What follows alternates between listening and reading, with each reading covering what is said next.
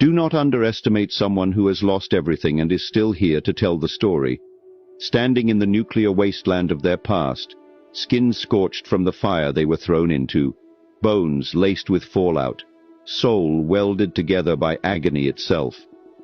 They have been incinerated, atomized, erased, and still they rise, crawling out of the wreckage, dripping with the venom of every betrayal, every loss, every scar carved into their flesh.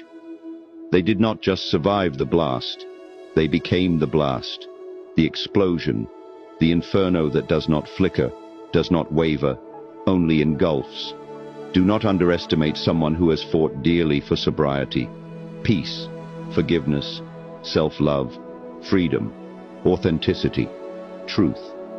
They have stared into the abyss while it whispered every reason to surrender.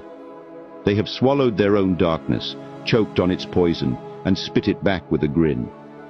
They have walked through the minefields of their own self-destruction, lost limbs, lost sanity, lost themselves, only to crawl back out, stronger, colder, sharper.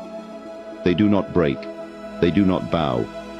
They are the walking aftermath, the embodiment of survival forged in pure, unfiltered pain. You think they are soft? You think they will crumble? Number. They will outlast you. Do not underestimate the lonely. They have braved wars that shattered weaker souls, stood in the radioactive silence of their own existence, learned to breathe in the toxicity of isolation. They have faced the kind of solitude that does not whisper, it screams. Even now they are holding it all together while coming so wildly undone. And sometimes we may see them unravel, ever so softly, or like a hydrogen bomb splitting the sky apart, or however their soul unties its cage the best. They don't need your pity. They don't need your understanding. They are not waiting for a rescue.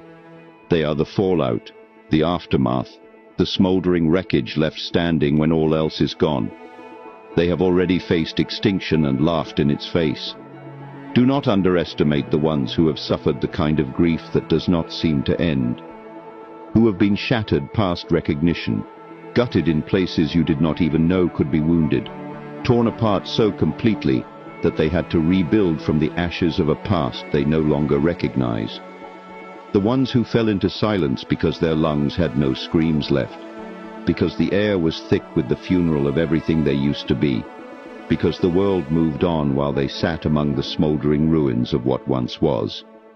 They do not ask for mercy. They do not ask for time to heal. They carry their suffering like a weapon, like a shield, like an unrelenting, unstoppable force that does not beg for understanding. It demands reckoning.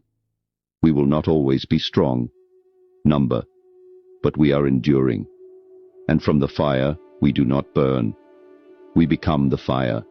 We become the venom. We become the bomb. We become the extinction-level event. We are the last thing standing when the world turns to dust. If this video hit you in the gut, if it made you uncomfortable, if it forced you to look in the mirror and see the weakness you've been running from, good. Growth doesn't come from comfort. It comes from brutal truth and the death of your old self. This channel isn't for the weak, the simps, or the men who still believe fairy tales. This is for the ones ready to wake up, ready to reclaim their power, and ready to lead. So if you're tired of losing, if you're tired of being lied to, if you're tired of watching other men dominate while you stay stuck, then do something about it.